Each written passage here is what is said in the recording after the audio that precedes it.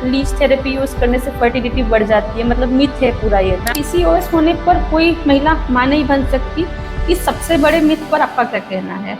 PCOS और PCOD में क्या अंतर है? लोग इसे अक्सर एक ही बीमारी समझते हैं।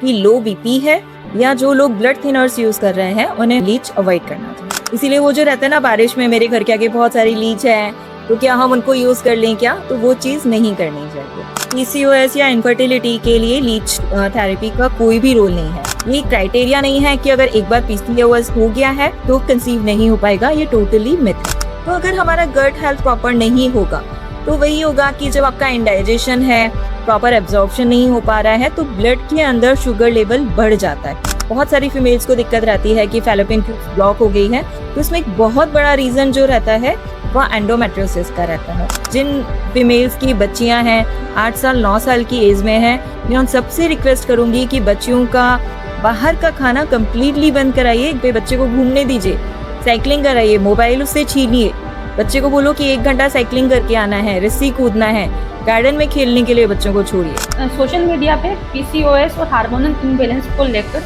कौन से मिथ सबसे ज्यादा फैलाए जा रहे हैं और इनकी सच्चाई क्या है?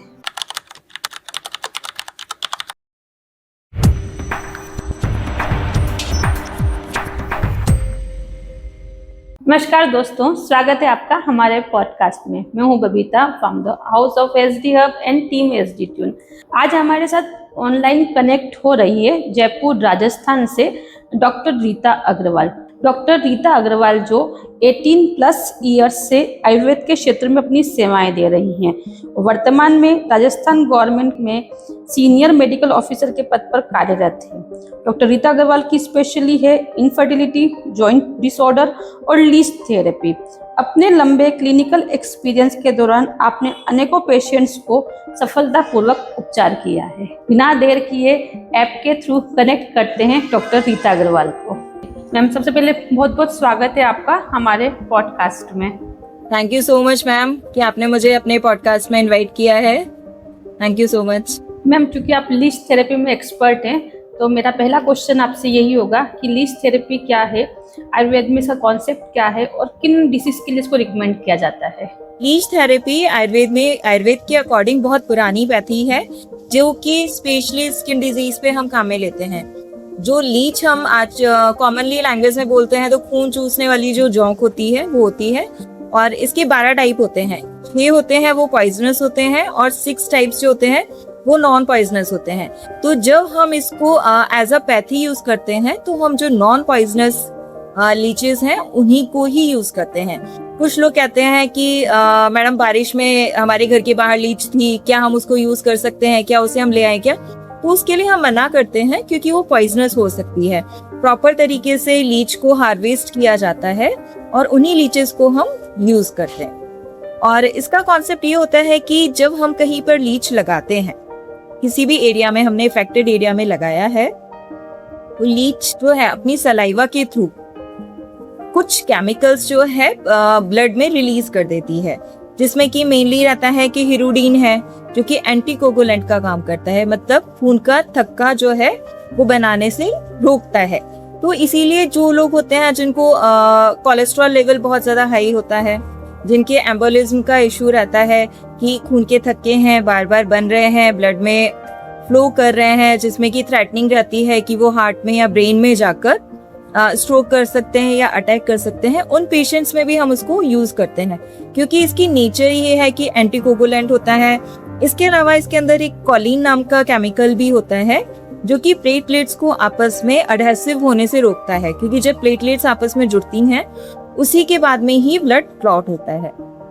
तो ये ऐसे इसके अंदर बहुत सारे केमिकल्स रहते हैं जो कि इफेक्टिव रहते हैं। अब अगर हम आयुर्वेद के हिसाब से देखते हैं तो लीच की टेंडेंसी होती है कि वो इम्प्योर जो ब्लड होता है उसको सबसे पहले सक करती है। ठीक है, हमारे यहाँ आयुर्वेद में बताया हुआ भी है कि रक्त मोक्षण कराना चाहिए शरद ऋतु में, तो असेंशियली कराना चाहिए क्योंकि वो जितना एक्सेस पित्त होता है, दूषित पित्त होता है, उसे बाहर निकाल देता है, रक्त के द्वारा ब्लड के थ्रू ही बाहर निकालता है।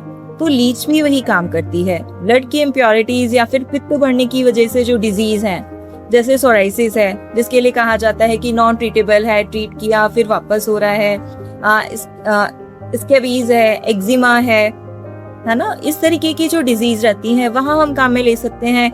इसके अलावा बहुत अच्छा है किसका यूज रहता है, वेरिकोज वेन्स में। और वेरिकोज वेन्स मेनली जो है फीमेल्स में पाई जाती है। रीजन है कि जो लोग ज्यादा देर तक खड़े रहने का काम करते हैं उनके अंदर ब्लड फ्लो नीचे तो आ जाता है, लेकिन वेन्स के जो वॉल्स होते हैं वो उस ब्लड को वापस से ऊपर की तरफ नहीं आने देते हैं। तो आज का जो लाइफ स्टाइल है जहाँ महिलाएं सारा काम खड़े खड़े करती हैं, किचन में खाना बनाना है तो आपका प्लेटफॉर्म ऊपर लगा हुआ है, आप खड़े होके खाना बना रहे हैं, कपड़े धो रहे हैं तो वॉशिंग मशीन में ही आप धो रहे हैं, खड़े होके ही धो रहे हैं। अगर घर में सफाई भी करनी है, पोछा लगाना है तो स्टैंडिंग वाला है उससे ही साफ करें। तो बैठ के जो काम किया जाता था वो खत्म होने की वजह से फीमेल्स में वेरिकोसिटी बहुत ज्यादा बढ़ गई है।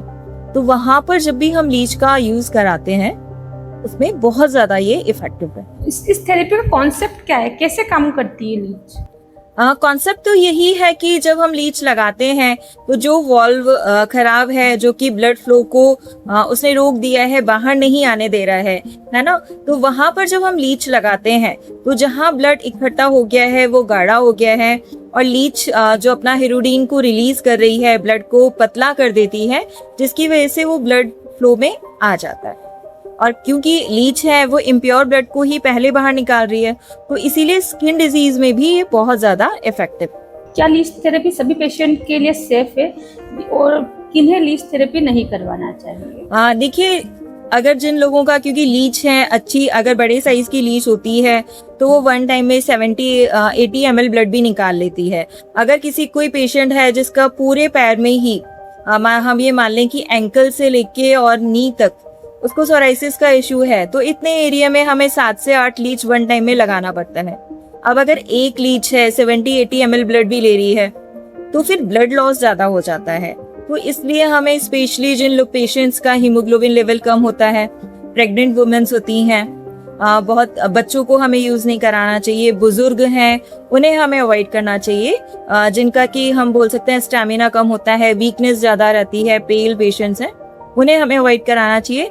इसके अलावा जो पेशेंट्स जिनका एस्प्रिन पे चल रहे होते हैं, ब्लड थिनर्स जो यूज कर रहे होते हैं, क्योंकि लीच खुद भी केमिकल रिलीज कर रही है जो कि ब्लड को थिन कर रही है ना, और ऑलरेडी भी पेशेंट ब्लड थिनर यूज कर रहा है, तो उस कंडीशन में क्या होता है कि जब हम लीच को निकालते हैं तो ब्लड जल्दी से क्लॉट नहीं होता है, वो ब्लीडिंग, अगर हम टाइट बैंडेज करके ही छोड़ रहे हैं ब्लड नहीं निकलेगा, लेकिन अगर आप 4 घंटे 5 घंटे के बाद में बैंडेज हटाते हैं तो वो एरिया वापस से ब्लीड करना स्टार्ट कर देता है। तो स्पेशली इस चीज का हमें ध्यान रखना चाहिए कि लो बीपी है या जो लोग ब्लड थिनर्स यूज कर रहे हैं उन्हें हमें लीच अवॉइड करना चाहिए। लीच का चयन आप कैसे करती हैं? मतलब वो तो अक्सर बाहर भी कहीं देखने को मिल जाती है, तो कुछ स्पेशल होता है इनमें? हाँ मैम, इनकी ना स्पेशल पहचान रहती है। मैंने बताया था कि 12 तरह की लीच होती है, जिसमें से 6 जो है पॉइजनस है और 6 नॉन पॉइजनस हैं। तो जनरली आजकल जैसे पोल्ट्री फार्मिंग होती है, इस तरीके से लीच का भी फार्मिंग होता है। जो कुछ कंपनीज हैं और कुछ लोग हैं पर्सनली जो कि लीच को हार्वेस्ट करते हैं, तो फिर हम लोग वहीं से ही लीच मंगाते हैं। इसीलिए वो जो रहता है ना, बारिश में मेरे घर के आगे बहुत सारी लीच है तो क्या हम उनको यूज कर लें क्या, तो वो चीज नहीं करनी चाहिए, नॉन पॉइजनस ही यूज करना चाहिए। क्या लीच थेरेपी का पीसीओएस, पीसीओडी और फीमेल इनफर्टिलिटी के मैनेजमेंट में कोई रोल है? नहीं मैम, पीसीओएस या इनफर्टिलिटी के लिए लीच थेरेपी का कोई भी रोल नहीं है। लीच थेरेपी हम स्पेशली सोराइसिस है, एक्जिमा है, मैंने बताया ब्लड क्लॉटिंग वाला जहाँ इश्यू है, वेरिकोज वेन्स है, वहीं पर ही हमें इसका यूज करना चाहिए। क्योंकि पीसीओएस है या इनफर्टिलिटी है वो बिल्कुल हार्मोन से रिलेटेड होता है, जबकि लीच जो होती है वो हार्मोन को बैलेंस करने का काम नहीं करती है, तो लीच का इनफर्टिलिटी पर कोई रोल नहीं है। हाँ, मैंने ऐसा भी सुना था मैम कि लीच थेरेपी यूज करने से फर्टिलिटी बढ़ जाती है, मतलब मिथ है पूरा ये? मैम एक्चुअली आज के टाइम में अगर हम देखेंगे तो सोशल मीडिया पे जब तक हम कुछ कंट्रोवर्शियल नहीं बोलेंगे, है ना, तब तक ना तो रील्स की रीच बढ़ती है और कोई भी आके कुछ भी बोल सकता है। तो ये completely as a senior medical officer मैं इस चीज को बिल्कुल डिनाई करती हूँ कि लीच का फर्टिलिटी से कोई भी रिलेशन है, कोई भी रिलेशन नहीं है। दैट्स व्हाई मैम हम अपने हर पॉडकास्ट में डॉक्टर्स या आयुर्वेदिक एक्सपर्ट्स को ये बोलते हैं कि आप एक बार एक अपील कीजिए कि भाई ये रील्स को देखकर या इंस्टाग्राम को देखकर किसी भी हर्ब्स का उपयोग या किसी भी थेरेपी का उपयोग ना करें। मैं आपको बताती हूँ, आज ही मेरी ओपीडी में एक पेशेंट आई थी, 75 की समथिंग उनका एज है और बहुत सीवियर लेवल पे उनको वेरिकोसिटी है। वेरिकोसिटी का उनका इशू था, तो एक टाइम मैंने लीच लगा दिया था लास्ट टाइम, थोड़ा रिलीफ था। तो आज वो अपनी डॉटर के साथ आई थी और डॉटर ने बताया कि मैंने इंस्टाग्राम पे कोई ऑयल देखा था, वो मुझे ऑयल दिखा रहे थे कि मेरे को बोला है कि इस ऑयल को यूज करेंगे 15 दिन तक लगातार तो वेरिकोज वेन्स खत्म हो जाएंगी। तो मैंने उन्हें यही कहा कि अगर इस तरीके के ऑयल लगाने से वेरिकोसिटी खत्म हो जाती है तो फिर हमारे जैसे एक्सपर्ट्स की कहाँ जरूरत रह जाती है, फिर तो हमें भी बोरिया बिस्तर बंद कर देना चाहिए, सिर्फ इंस्टाग्राम चलना चाहिए। सो ये टोटली मिथ है और लोगों को इस चीज को समझना चाहिए कि आप किसी भी डिजीज से रिलेटेड कोई भी मेडिसिन है, कोई भी हर्बल जूस है, उसको लेने से पहले एटलीस्ट एक बार किसी एक्सपर्ट का एडवाइस जरूर करें। सर तभी तो आयुर्वेदिक डॉक्टर हैं बताने के लिए। बिल्कुल। और अभी मैं राजस्थान से बिलोंग करती हूँ, तो हमारे राजस्थान में नंबर ऑफ गवर्नमेंट डिस्पेंसरीज हैं। इवन जयपुर शहर के अंदर अराउंड 350 डिस्पेंसरीज हैं गवर्नमेंट की, तो इजीली लोगों का रीच हो सकता है, उन्हें जाके कंसल्ट करना चाहिए। पीसीओएस और पीसीओडी में क्या अंतर है? लोग इसे अक्सर एक ही बीमारी समझते हैं। देखिए, बहुत बड़ा मिसकंसेप्शन है। लोग कभी, जैसे पेशेंट हमारे पास भी आता है तो कभी बोलता है, हम उसको पूछेंगे क्या परेशानी है, तो कभी बोलेगा मुझे पीसीओडी है, कभी पेशेंट बोलेगी मुझे पीसीओएस है। लेकिन पीसीओडी और पीसीओएस दोनों बिल्कुल डिफरेंट चीज है। पीसीओडी एक डिजीज है, ठीक है। PCOD means polycystic ovarian disease, D आ रहा है, डिजीज है जिसके अंदर की ओवरी के अंदर जो फॉलिकल मैच्योर होता है, हर मंथ एक ही फॉलिकल मैच्योर होता है, उसकी जगह पॉली मीन्स बहुत सारे फॉलिकल मैच्योर होने लग जाते हैं और वो ओवरी की जो पेरीफेरी होती है, आउटर साइड जो होती है, वहां पर एज अ सिस्ट अरेंज हो जाते हैं। तो वो जो डिजीज है वो पीसीओडी है। पीसीओडी के अंदर सिर्फ और सिर्फ आपका जो ओवरी है, ठीक है, अंडाशय जो इसको हम बोलते हैं, वही इफेक्टेड रहता है। जबकि पीसीओएस पूरा एक सिंड्रोम है जो कि सिर्फ ओवरी से रिलेटेड नहीं होता है, वो हार्मोनल इम्बैलेंस की वजह से होता है। उसका रीजन इंसुलिन रेजिस्टेंस भी हो सकता है, हमारा लाइफस्टाइल डिसऑर्डर भी हो सकता है। पीसीओएस कंडीशंस जो सिम्टम्स अगर हम माने ना तो कुछ मैच कर जाते हैं, जैसे पीसीओएस में भी ओबेसिटी हो भी सकती है, नहीं भी हो सकती है, और हिर्सुटिज्म है, वो दोनों में ही हो सकता है। तो सिम्टोमेटिकली हम देखें तो कुछ चीजें हैं जो कि मिलती हैं, लेकिन फिर भी पीसीओडी और पीसीओएस दोनों बिल्कुल ही डिफरेंट डिजीज हैं। एक चीज मैं आपको और बताना चाहूंगी कि अभी पीसीओएस जो टर्म है वो कम्प्लीटली रिमूव कर दी गई है, उसके लिए नया टर्म आ चुका है पीएमओएस, है ना, क्योंकि कंफ्यूजन्स क्रिएट होते थे कि पीसीओडी और पीसीओएस, तो नाम ही चेंज कर दिया गया है। अराउंड 3-3.5 महीने पहले टर्म चेंज करके पीएमओएस कर दिया गया है, poly endocrine metabolic ovarian syndrome, ठीक है। यहाँ से हमें क्लियरली पता चलता है कि पॉली एंडोक्राइन है, इट मीन्स एंडोक्राइन ग्लैंड का इसके अंदर इन्वॉल्वमेंट है, ठीक है। एम फॉर मेटाबॉलिज्म है कि मेटाबॉलिज्म के डिसऑर्डर की वजह से जो है ये डिजीज, ये जो है सारे सिम्टम्स हमें आएंगे। तो अभी क्लियरली है कि अभी टर्म पीसीओडी एंड पीएमओएस है, ठीक, जो कि बिल्कुल अलग चीज है। पीसीओएस होने पर कोई महिला मां नहीं बन सकती, इस सबसे बड़े मिथ पर आपका क्या कहना है? नहीं, ये बिल्कुल गलत है। पीसीओएस कभी भी, पीसीओएस के कारण ओव्यूलेशन डिस्टर्ब जरूर हो सकता है कि पीरियड्स, अच्छा एक चीज और है, लोगों को सिम्टोमेटिकली ये लगता है कि अगर डिलेड पीरियड्स हैं तो फिर वो पीसीओएस के कारण ही है, जबकि पीरियड्स डिले होने के और भी रीजंस हो सकते हैं। जस्ट लाइक किसी को हाइपोथायराइडिज्म का इशू है तो उसकी वजह से भी पीरियड्स डिले हो सकते हैं, किसी को एनीमिया है, खून की कमी है, तो उसकी वजह से भी पीरियड्स डिले हो सकते हैं। जेनेटिकली भी होते हैं कि कुछ लोगों का साइकिल होता है, वो 28-30 डेज के बजाय 35 या 40 डेज का होता है, वो चीजें हैं। लेकिन उन कंडीशंस में, मतलब पीसीओएस में ओव्यूलेशन अगर हो रहा है तो फिर पेशेंट इजीली कंसीव कर सकती है। ये क्राइटेरिया नहीं है कि अगर एक बार पीसीओएस हो गया है तो जो है कंसीव नहीं हो पाएगा, ये टोटली मिथ है। क्या इंसुलिन रेजिस्टेंस ही पीसीओएस की जड़ है? ऐसा नहीं है।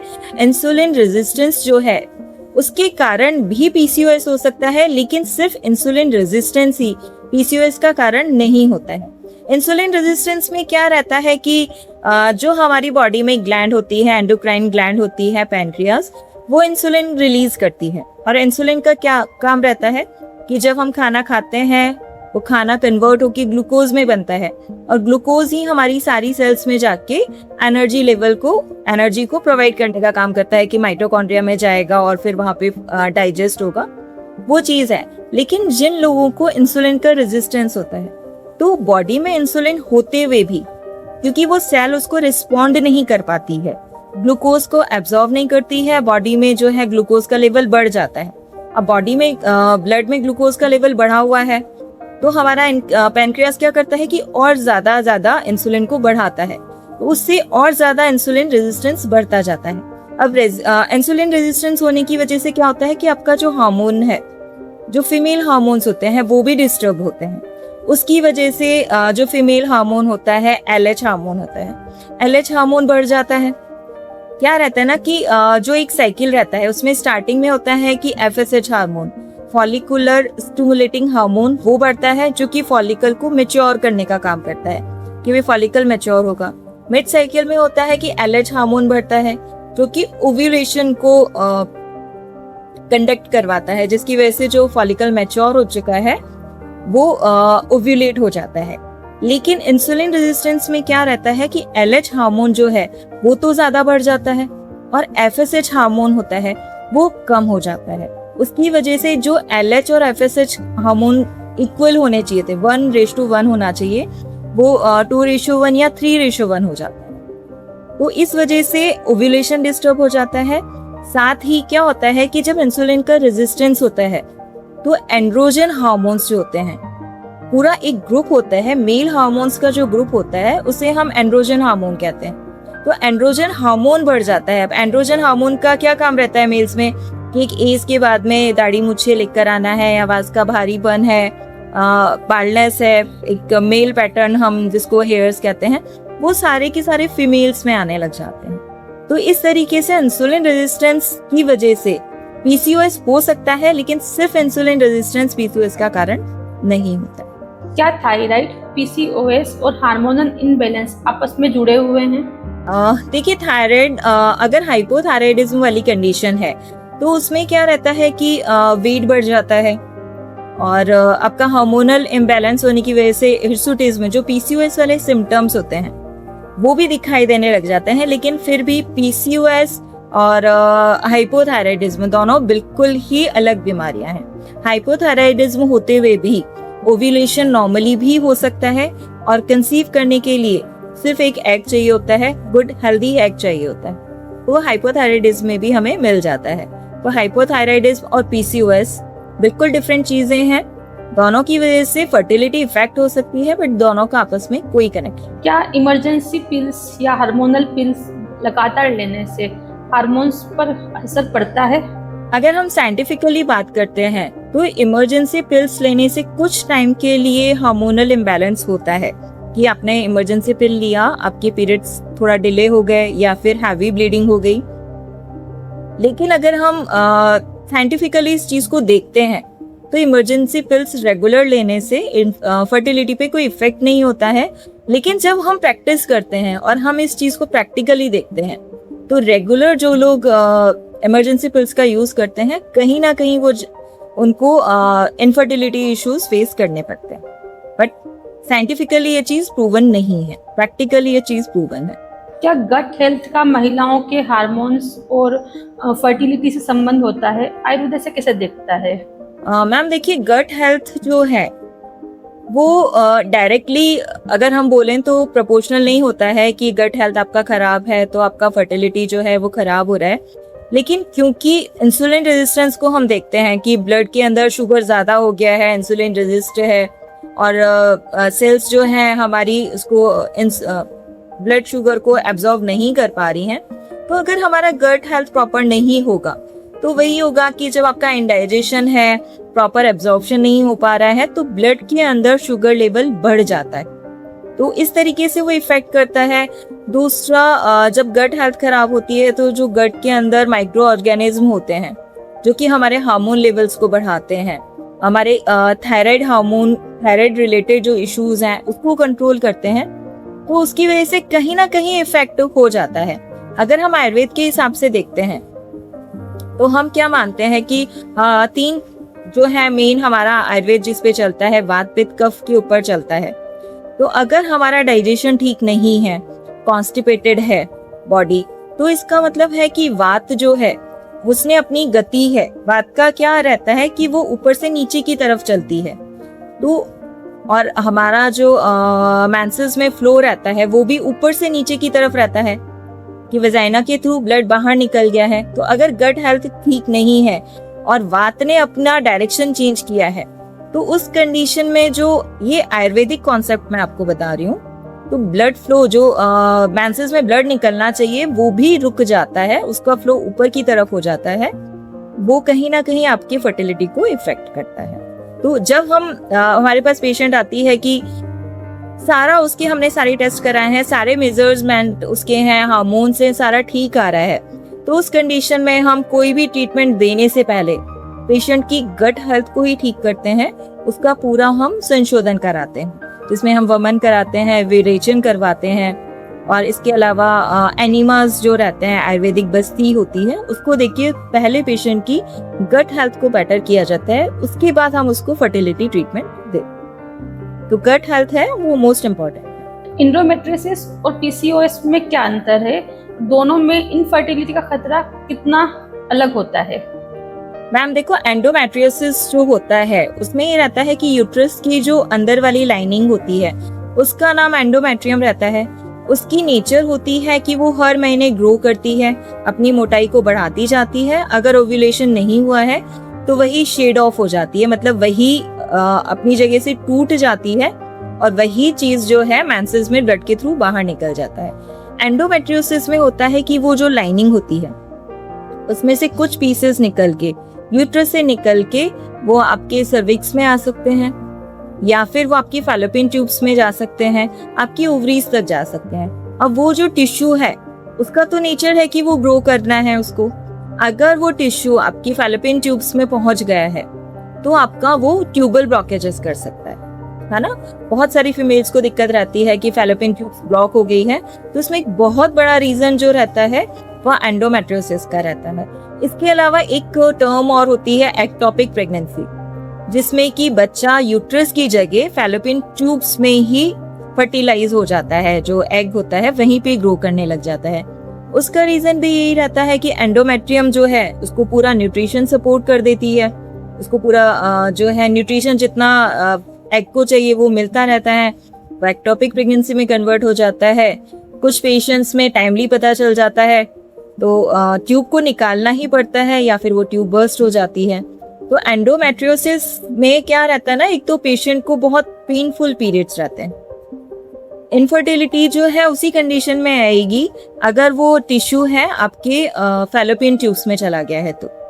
और पीसीओएस अगर हम एंडोमेट्रियोसिस का देखें तो पीसीओएस जो है वो वर्स्ट कंडीशन है, मतलब पीसीओएस के कारण इनफर्टिलिटी के चांसेस ज्यादा हैं बजाय एंडोमेट्रियोसिस के। क्या आईवीएफ कराने से पहले आयुर्वेदा के माध्यम से शरीर को तैयार करना प्रेगनेंसी आउटकम को बेहतर बनाने में सहायक हो सकता है? बिल्कुल होता है मैम, बिल्कुल होता है। अभी मैंने बताया ना कि जो हम गट हेल्थ को ठीक कर रहे हैं उसमें यही है कि हम पूरा बॉडी का जो है संशोधन करवाते हैं, जिसमें है हम वमन कराना है, विरेचन कराना है, बस्ती देते हैं पहले, उसके बाद हम उत्तर बस्ती भी प्लान करते हैं। उत्तर बस्ती में वेजाइना के थ्रू जो है मेडिसिनल ऑयल्स है या फिर घी है उसको यूट्रस में इंजेक्ट किया जाता है, और उत्तर बस्ती के साथ में हम फैलोपियन ट्यूब्स का जो ब्लॉकेज होता है, वहाँ के जो इन्फेक्शंस होते हैं उसको भी क्लियर कर सकते हैं। तो बहुत सारे पेशेंट इस तरीके के आते हैं कि जिनका ये रहता है कि भाई हमको आईवीएफ करवाना है, तो उससे पहले आप हमें कुछ ऐसा मेडिसिन सजेस्ट कर दीजिए, कुछ पंचकर्म हमारा करवा दीजिए, तो जिससे कि हमारा आईवीएफ सक्सेसफुल हो। आईवीएफ फिर उन जिन पेशेंट्स का ओवेरियन रिजर्व बहुत कम रह जाता है, जिनका एएमएच लेवल बहुत ही कम रह गया है, वहाँ पेशेंट को रिकमेंड भी कर देते हैं। ऐसा नहीं है कि हम उन्हें कहते हैं कि आप आयुर्वेद के थ्रू ही जाइए, जहाँ हमें पता है कि एग जो है नंबर्स 3-5 रह गए हैं, तो फिर हम उनको पहले पूरा आयुर्वेद के अकॉर्डिंग तैयार करते हैं और फिर उन्हें बोलते हैं कि अब आप IVF करवा लीजिए। वो IVF केसेस जो हैं सक्सेसफुल भी रहते हैं। जो महिलाएं 30-35 साल की उम्र के बाद प्रेगनेंसी प्लान कर रही है, उन्हें किन बातों का ध्यान रखना चाहिए? देखिए, बेस्ट जो रिप्रोडक्टिव एज होती है वो 18 to 28-30 रहती है, लेकिन अभी जो है सिनेरियो बिल्कुल चेंज हो चुका है। सब लोग करियर ओरिएंटेड हो चुके हैं। लड़के भी जल्दी शादी नहीं करना चाहते हैं, लड़कियां भी नहीं करना चाहती हैं। तो आज के टाइम में जो इनफर्टिलिटी इश्यूज बढ़ रहे हैं उसका बहुत बड़ा रीजन लेट मैरिज और लेट फैमिली प्लानिंग है। तो जो फीमेल्स 30-35 की एज में हो रही हैं, उन्हें सबसे पहले प्लान करने से भी पहले, क्योंकि क्या होता है ना, प्लान करने के लिए इंसान 1 साल का टाइम लेता है, बट मुझे ऐसा लगता है कि फीमेल्स को पहले अपना प्रॉपर चेकअप कराना चाहिए। अपना इंसुलिन का इंटॉलरेंस देखे कितना है, थायराइड तो नहीं है उसे, अपना AMH का लेवल चेक कराए कि एग्स कितने बचे हैं, क्वालिटी जो है एग्स की कितनी है, ओव्यूलेशन भी हो रहा है या नहीं हो रहा है। तो जो बेसिक टेस्ट हैं वो कराना चाहिए। और जब भी आपको फैमिली प्लानिंग करनी है उससे पहले अपना लाइफ स्टाइल बेटर करें। स्ट्रेस भी एक बहुत बड़ा रीज़न रहता है कि जो कि आपके हार्मोन को इम्बैलेंस करता है। तो टाइम से सोना है, टाइम से उठना है, एक्सरसाइज है, योगा, प्राणायाम, ये सारी चीज़ें ही करनी चाहिए। स्पेशली इन चीज़ों का ध्यान रखना चाहिए। अदरवाइज लेट एज में करने से एंडोमेट्रियम जो होती है, एक स्मूथ लेयर होती है, वो भी टूटी फूटी इरेगुलर कंडीशन में हो जाती है, तो उसकी वजह से हैबिचुअल अबॉर्शंस हो सकते हैं। साथ में टॉर्च टेस्ट होता है, टॉर्च भी पॉजिटिव आ सकता है, जो कि 5 वायरस होते हैं, उसका इन्फेक्शन रहता है, जहाँ की प्रेगनेंसी तो हो जाती है लेकिन मल्टीपल टाइम्स जो है अबॉर्शन होते रहते हैं। तो उन सारे थ्रेट से बचने के लिए पहले आपको प्रॉपर चेकअप कराइए, उसके बाद ही आप फैमिली प्लानिंग करिए। तो ये इसका ध्यान रखना चाहिए। सोशल मीडिया पे PCOS और हार्मोनल इम्बैलेंस को लेकर कौन से मिथ सबसे ज्यादा फैलाए जा रहे हैं और इनकी सच्चाई क्या है? सबसे बड़ा मिथ मैंने देखा है कि बहुत सारे ऐसे ऐड आते हैं कि 15 दिन का चैलेंज है, 15 दिन में आपका PCOS रिवर्स हो जाएगा और आप हमारा 1 महीने का मेडिसिन लीजिए, आपका कंसेप्शन हो जाएगा।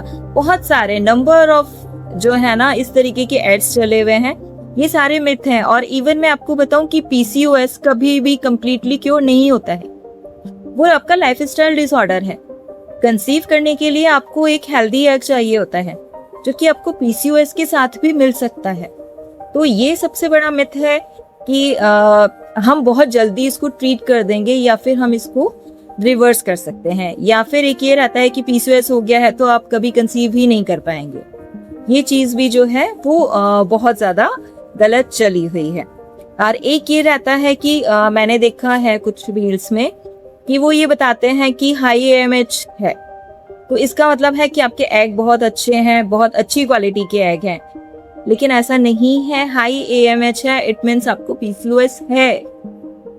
तो जो हाँ मीन्स अगर इन रेंज आपका AMH का लेवल आ रहा है इट मीन्स आपके हेल्दी एग हैं और उसका रिजर्व भी अच्छा है। लेकिन AMH का लेवल लो आ रहा है इट मीन्स आपके एग्स कम है, और AMH का लेवल हाई आ रहा है इट मीन्स आपको PCOS का इश्यू है। वहां पे आपको खुश होने की जरूरत नहीं है कि मेरा AMH लेवल अच्छा आ रहा है, नहीं, आपको प्रॉपर ट्रीटमेंट की जरूरत है। तो ये भी मिथ चला हुआ है अभी। मैं भी सोशल मीडिया पे बहुत सारी रील्स देखती हूँ कि 7 दिन में इतना वेट लॉस हो जाएगा, 8 दिन में इतना वेट लॉस हो जाएगा। तो वो इतनी ज़्यादा हार्ड एक्सरसाइज बताते हैं और लंबे लंबे सेट बताते हैं, उसको करने के बाद इंसान वैसे भी इस लायक नहीं रहता कि वो दिन भर काम कर सके, उसे दिन भर सोना ही पड़ेगा। मैम ऐसा कभी पॉसिबल नहीं है। जो ये लोग चैलेंज करते हैं कि YouTube पे भी मैंने देखा है कि 7 दिन में 3 किलो वजन कम कर देंगे या 15 दिन के अंदर 10 किलो वजन कम कर देंगे, वो चीजें पॉसिबल नहीं है। और आप कितना भी हार्ड एक्सरसाइज कर लो, आप 15 दिन के अंदर 10 किलो वजन नहीं कम कर सकते हो। उसमें क्या होगा ना, मान लो आपने डाइट भी कम्प्लीटली छोड़ दिया है तो आपको वीकनेस आ जाएगी, आप खड़े रहने वाली कंडीशन में नहीं होंगे, तीसरे दिन आप चक्कर खा के गिरेंगे वेट। और इस तरीके से अगर मान लो कि कोई 15 दिन के अंदर 4 किलो 5 किलो वजन कम कर भी रहा है, इन केस अगर हो भी जाता है, तो जैसे ही आप अपना वो रूटीन छोड़ेंगे आप वापस उसी वेट पे आएंगे। इसलिए बेटर है कि वेट को हमेशा ग्रेजुअली ही रिड्यूस करना चाहिए ताकि बॉडी में उसका अडॉप्टेशन आ सके। हाँ, आपकी लाइफ स्टाइल को चेंज करके आप कर सकते हैं, मैं ऐसा सोचती हूँ मैम। बिल्कुल कर सकते हैं। कुछ योगा करना होता है, कुछ डाइट को कंट्रोल करना होता है, कुछ मेडिसिन भी होती हैं, हम आयुर्वेद में देते हैं जो कि हेल्पफुल रहती हैं, उसके थ्रू हम इजीली वेट लॉस कर सकते हैं। मैम, मेरा लास्ट क्वेश्चन ये होगा आपसे, जो महिलाएं पीसीओएस या हार्मोनल इम्बैलेंस को फेस कर रही है, उन्हें कैसी लाइफ स्टाइल अपनानी चाहिए? सबसे पहले तो जरूरी है कि वो 15 मिनट डेली बटरफ्लाई एक्सरसाइज जरूर करें, जिसको कि हम भद्रासन कहते हैं। 15 मिनट डेली ही बटरफ्लाई एक्सरसाइज करें। खाना खाने के बाद 10 मिनट के लिए वज्रासन में बैठें। 10 मिनट के लिए कपालभाति जो एक्सरसाइज होती है, प्राणायाम होता है, उसको एसेंशियली करें। तो 3 ये एक्सरसाइज हैं जो कि जरूर करनी चाहिए, बटरफ्लाई, कपालभाति और वज्रासन। 3 ये करना चाहिए। साथ में डाइट हल्का लेना चाहिए। जितना भी पैकेज्ड फूड आ रहा है जिसके के अंदर केमिकल्स मिले हुए हैं, जैसे ही वो केमिकल्स हमारी बॉडी के अंदर जाते हैं, हमारे हार्मोन्स को इम्बैलेंस करते हैं। तो हमें उस चीज का ध्यान रखना चाहिए, क्योंकि अभी जैसे मेरे पास जो सबसे छोटी पेशेंट है, बच्ची है, 12 साल की बच्ची है, जिसको कि पीसीओएस का इशू है। उसकी मदर से मैंने पूरा उनका डाइट पूछा। मैंने कहा क्या खाती है? बच्ची का वजन है 60+। आप इमेजिन कर सकते हैं 12 साल की बच्ची का 60 के ऊपर वजन। तो उसकी मदर का ये कहना है कि खाना खाती ही नहीं है, चिप्स खाती है, मैगी खाती है, बर्गर खाती है, पिज्जा खाती है। तो मैंने उन्हें यही कहा, मैंने कहा इसमें बच्चे की कोई गलती नहीं है, आप प्रोवाइड करा रहे हो इसीलिए बच्चा खा रहा है। जिस दिन आप प्रोवाइड कराना बंद कर देंगे, 2 दिन बच्चा रोएगा, तीसरे दिन भूख लगेगी तो अपना आराम से रोटी, सब्जी, परांठा उस चीज को खाएगा। तो ये हम लोगों को स्पेशली जिन फीमेल्स की बच्चियां हैं 8 साल 9 साल की एज में हैं, मैं उन सबसे रिक्वेस्ट करूंगी कि बच्चियों का बाहर का खाना कंप्लीटली बंद कराइए। घर में आपको कुछ स्नैक्स भी बनाना है, आपका बच्चा पिज्जा खाने की जिद भी कर रहा है तो उसको आप घर में बना के दीजिए, कम से कम आप हेल्दी इंग्रेडिएंट्स के साथ में बनाएंगे। और अदरवाइज क्या होगा ना कि वही जो 8-9 साल की बच्ची है, इसी की वजह से मेनार्की जो है, पीरियड्स अर्ली एज में आ गए हैं। मेरे पास 5-6 दिन पहले ही एक पेशेंट आई थी, 8.5 साल की बच्ची है जिसे 6 महीने से पीरियड्स आ रहे हैं। उसके पेरेंट्स घूम रहे हैं कि कैसे भी करके इसके पीरियड्स जो हैं वो डिले हो जाए। मुझे लगता है कि 8.5 साल की बच्ची इसको 6 महीने पहले से आ रहा है, इट मीन्स 8 साल की बच्ची में इतनी अकल नहीं होती है कि वो समझ पाए कि पीरियड्स क्या होते हैं। उसके लिए, इन कंडीशंस के लिए बच्चे के साथ में उसकी मदर्स टोटली उनकी मदर्स जो हैं वो रिस्पॉन्सिबल हैं। तो प्लीज एज अ मदर, आपकी बच्ची के लिए आप इतना कंसर्न रहते हैं तो उनके खाने पीने पे, उसकी लाइफ स्टाइल पे बच्चे को घूमने दीजिए, साइकिलिंग कराइए, मोबाइल उससे छीनिए। बच्चे को बोलो कि 1 घंटा साइकिलिंग करके आना है, रस्सी कूदना है, गार्डन में खेलने के लिए बच्चों को छोड़िए, और मोबाइल मत दीजिए। और स्पेशली फूड का बहुत ज्यादा ध्यान रखना की जरूरत है। Thank you so much ma'am, इतनी सारी बहुत नॉलेजेबल बातें हमसे शेयर करने के लिए, और पीसीओएस, ह्यूमन हार्मोनल इम्बैलेंस को इतना गहराई से समझाने के लिए। Thank you so much ma'am, thank you so much मुझे आपके पॉडकास्ट में बुलाने के लिए। आप सभी का बहुत बहुत धन्यवाद हमें देखने के लिए। और जिन महिलाओं को भी पीसीओएस या हार्मोनल इम्बैलेंस की प्रॉब्लम है, उन्हें ये पॉडकास्ट जरूर शेयर कीजिएगा। Thank you so much.